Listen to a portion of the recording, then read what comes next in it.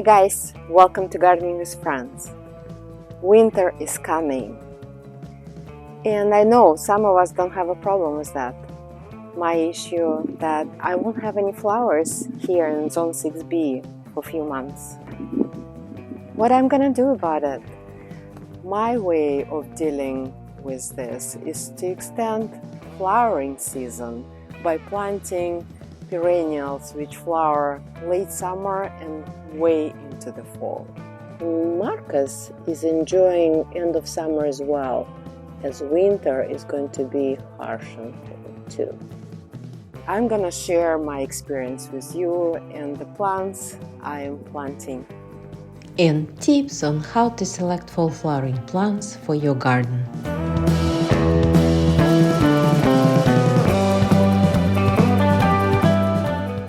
Tip number 1. Walk through your neighborhood in the fall and see which flowering plants catch your eye and do well. But don't taste it.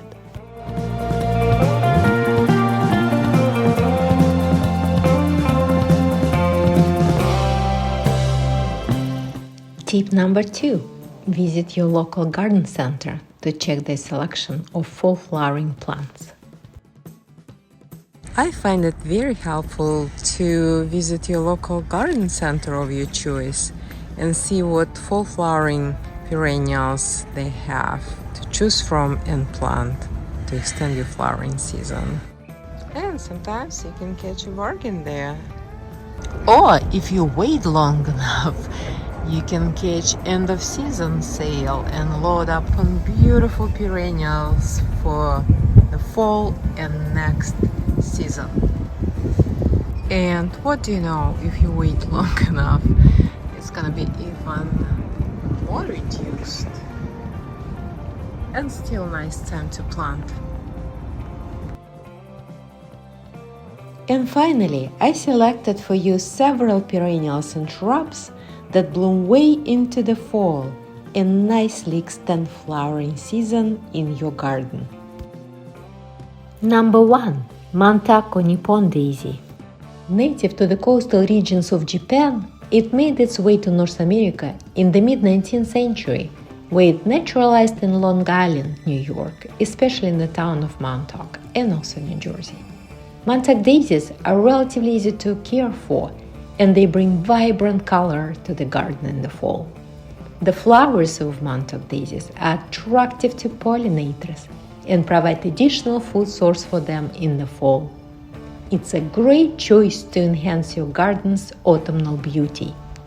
Number 2. Sedum, commonly known as a stonecrop, is another excellent choice for a fall flowering plant. Sedums can be found wild in most parts of the world: Europe, Asia, North Africa, Mexico, and a few are even native to North America. The stonecrop family includes more than 400 species, and there are dozens of sedum varieties, with new ones introduced each year. Some are particularly known for their late season blooms. There are upright cultivars known as border sedums, low-growing creeping ground covers, and trailing hanging varieties to satisfy your design ideas and taste. Sedums are particularly adapted to poor soils and can be very drought-tolerant. I got this beauty for half off, and I'm very excited to add it to my garden.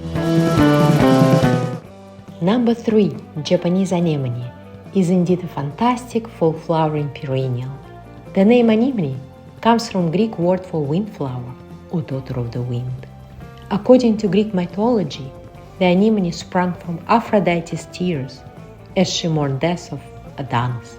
These plants come in various colors, including shades of pink, white, and sometimes mauve. The delicate cup-shaped flowers are often held on tall, wiry stems, creating graceful and airy appearance. Japanese anemones are versatile and can be used in different garden settings. They work well in borders, woodland gardens, and even as cut flowers and arrangements. Deeply lobed dark green leaves contribute to the overall aesthetic of the plant. The foliage can remain attractive even after the flowers have faded.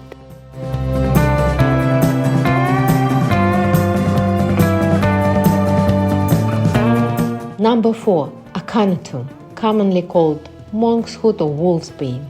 It's native to moist, mountainous regions of the northern hemisphere.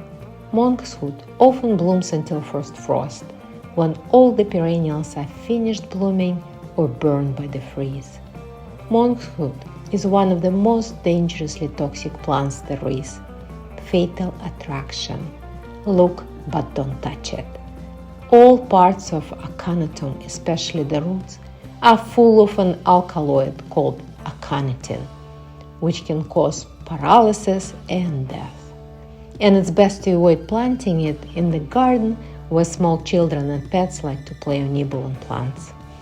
This is slow to establish but long-lived perennial that graced English cottage gardens for centuries. Number 5. Geranium Rosanne is an amazing cultivar of hardy geranium with violet blue sterile flowers of great decorative beauty. While hardy geraniums in general are not typically associated with fall flowering, Rosanne stands out for its longest blooming periods from late spring till frost. The genus is native to Europe and Asia. Rosanne is a natural hybrid found in 1989 in the Somerset, England, garden of Donald and Rosanne Waterer. In 2000, it was introduced at the Chelsea Flower Show. Since then, it has won numerous awards and impressed gardeners worldwide. In fact, the Royal Horticultural Society has named Rosanne the plant of centenary, the Society's top honor in 100 years of flower shows. This clump-forming variety is low maintenance. It tolerates a variety of soil conditions and can thrive in both sun and partial shade. It has no serious insect or disease problems and seldom needs dividing. The plants are resistant to browsing by deer and rabbits. Number 6. Sweet autumn clematis. Native to Asia, this vine was first introduced into the United States in mid-1800s. It is practically covered with white, delicate and slightly fragrant flowers. It can look really nice in the right setup. While it's beautiful and vigorous plant, its rapid growth and ability to self-seed prolifically can lead to its spreading beyond the intended planting area. You can prune this vine back hard in late fall after it blooms to keep it in check. But remember, it can get easily out of control and become invasive, escaping your garden. Number 7. Caryopteris, also known as bluebeard, is a genus of flowering perennial shrubs native to East Asia, including China, Japan, Korea, and Mongolia. It was first introduced to the United States in the 1960s and soon became a favorite in the home garden. Caryopteris continues to be a popular choice in gardens around the world. It blooms for about 2 months in late summer and early fall, and it's a pollinator's favorite. Its flowers range in color from light blue to deep violet blue, although pink-flowered cultivars are also available. The colorful, aromatic foliage adds ornamental interest as well. Depending on the variety, leaves may be gray-green, silver, gold, bright yellow, or variegated. Caryopteris is fast-growing. It prefers sunny locations and produces flowers on new growth. It can be pruned hard in spring, especially in cold climates. I really like the variety Gold Crest with bright lemony leaves and contrasting blue flowers. Number 8. Butterfly bush. And butterfly bush is still going strong, blooming all summer way into the fall as well. And look, monarchs are here. And Marcus is very curious.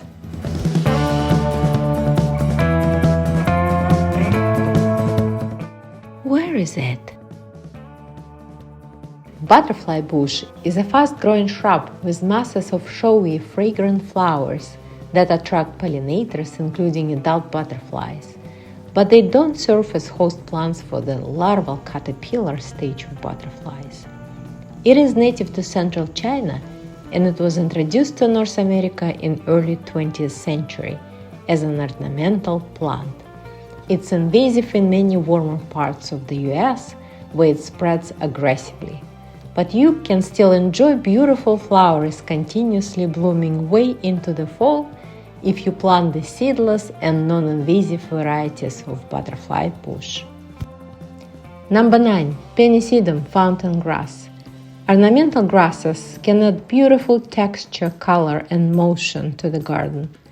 Pennisetum fountain grass is an attractive foliage plant with many varieties providing a spectacular fall display.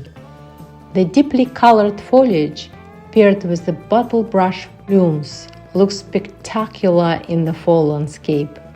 Pennisetums are non-native plants, and some species can be invasive outside its native range in North America and have been damaging native ecosystem in warmer areas. Pennisetum Hameln, dwarf fountain grass, is a very popular cultivar of Chinese fountain grass. It's not considered invasive.